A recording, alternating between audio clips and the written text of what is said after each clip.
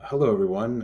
In the past videos, we've gone through a large number of verses. And just so in this video, what I want to do is just zoom out for a moment, take a pause, and sort of take an inventory of where we stand in terms of what we've already gone through. If we just take a look, there's a few different outcomes that can come about based on our faith and the things that we do in this world that are very similar but distinct concepts. And so the first concept is around redemption and salvation, which salvation, I believe, is a part of redemption, which comes through faith and faith alone. Then we have the concept of reaping and sowing, where if it is true that we are saved through faith alone, it's not a license to sin freely. There are penalties and punishments for doing that.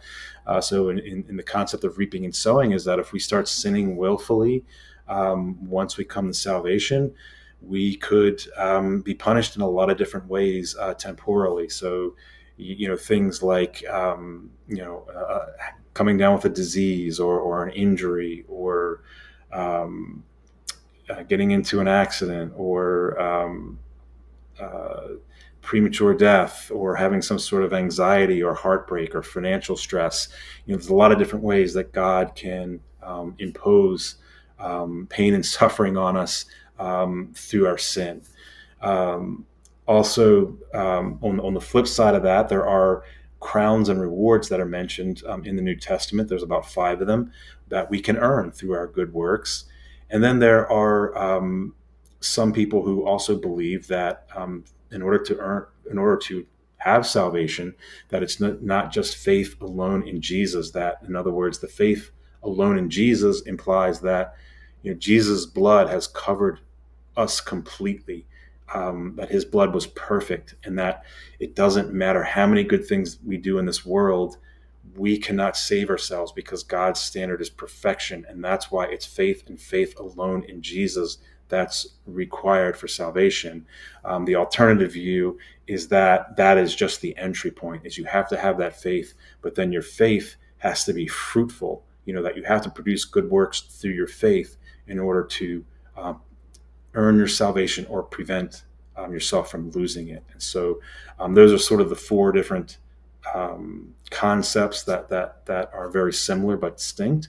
And so, with regards to verses that suggest that we can have redemption, including salvation, by faith and faith alone, there's about 39 verses that we went through that seem to suggest that.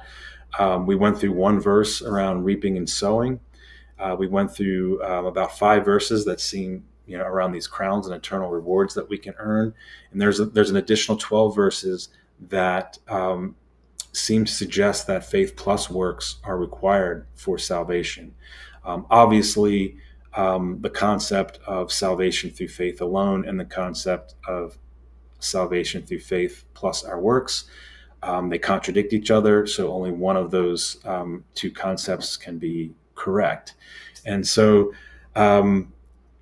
this is kind of where we're landing right now in terms of, you just took like a big picture of where is the preponderance of evidence falling into.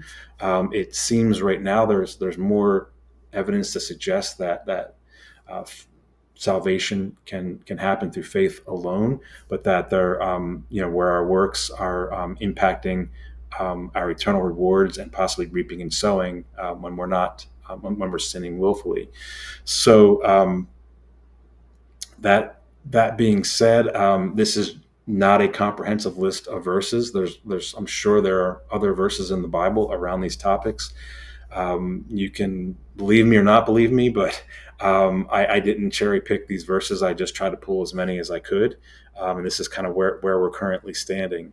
And so, again, the main thing we're trying to really discern here is what is required for salvation, so that we can all understand, you know, um, what our relationship with Jesus needs to be in order to have this beautiful eternal life with Him. And so, the faith and faith alone is not necessarily a license to sin because of the reaping and sowing and the consequences of also losing eternal rewards. However, there still are some verses that seem to suggest that both faith and works are required for salvation.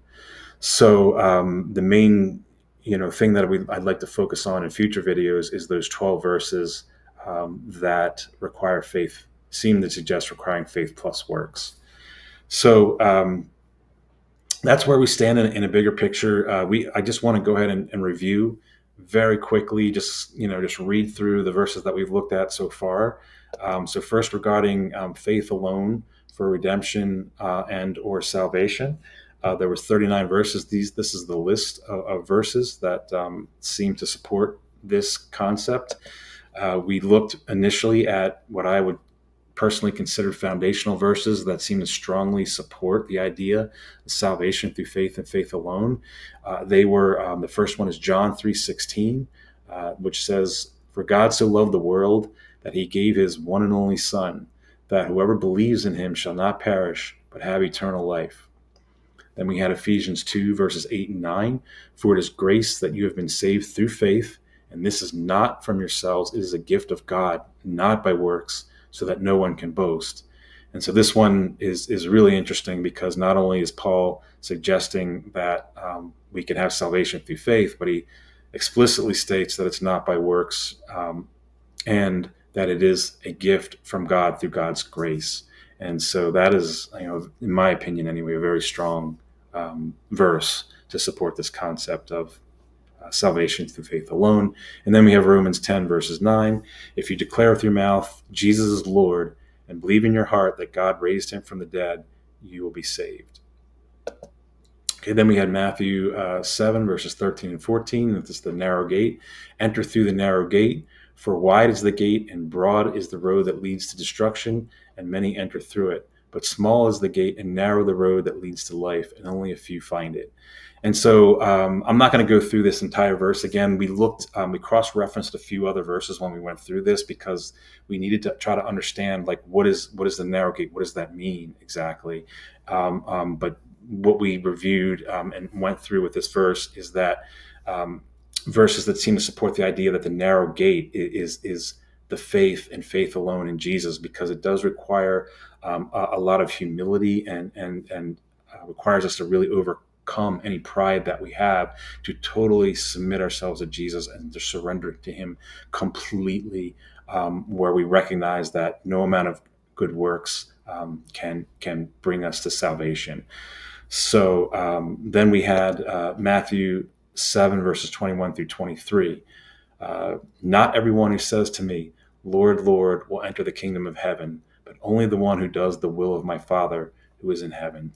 Many will say to me on that day, 'Lord, Lord, did we not prophesy in your name, and in your name drive out demons, and in your name perform many miracles?' Then I will tell them plainly, 'I never knew you. Away from me, you evildoers.'" And this was another verse where it cross-referenced a few other verses where, what is the will of the Father? There was a verse in, I think it was John 6, chapter 6, verse 40, that stated the will of the Father is that we believe in Jesus. And so that seemed to imply that it's those who have that faith and faith alone that enter the kingdom of heaven. And then you can see where people are crying out and saying, look, we did all these good things. We prophesied in your name. We drove out demons. We performed miracles. We did all these good things for you in your name, Jesus. Why are you not, allowing us to enter into the heavenly kingdom? And Jesus seems to imply that, again, it's the faith that I needed, and the faith alone, that even though you did all these good things, you weren't able to overcome your pride and recognize that only I, through my perfect blood could and resurrection could save you. Then we had John 6:40, which we just mentioned. "For my Father's will is that everyone who looks to the Son and believes in him shall have eternal life, and I will raise them up at that last day." Then we have here Matthew 24, verses 11 through 16. "Then many false prophets will rise up and deceive many, and because lawlessness will abound, the love of many will grow cold. But he who endures to the end shall be saved. And this gospel of the kingdom will be preached in all the world as a witness to all the nations, and then the end will come. Therefore, when you see the abomination of desolation spoken of by Daniel the prophet standing in the holy place, whoever reads, let him understand. Then let those who are in Judea flee to the mountains." And so this was another verse that required some context in certain terms of what it meant to be enduring to the end. And it just, this was one of those where people wanted to use this set of verses to suggest that, since we're talking about, endurance, that, being saved, that it requires salvation plus works for salvation. But what I seem to argue in this verse was that the word saved is being used in a different context here. We're talking about the Great Tribulation in these verses, and so I believe, what Jesus was talking about here is physically being saved. Who is going to still be alive at the end of the tribulation. They're the ones that are going to be able to enter into the millennial kingdom with Jesus and repopulate the earth. And so that's where we landed on this particular verse. So I'll stop here. We'll just in the next video just read the rest of these verses and then start digging into some of the verses that we skipped over, that some of which are quite difficult and challenging. Thank you very much, and God bless you.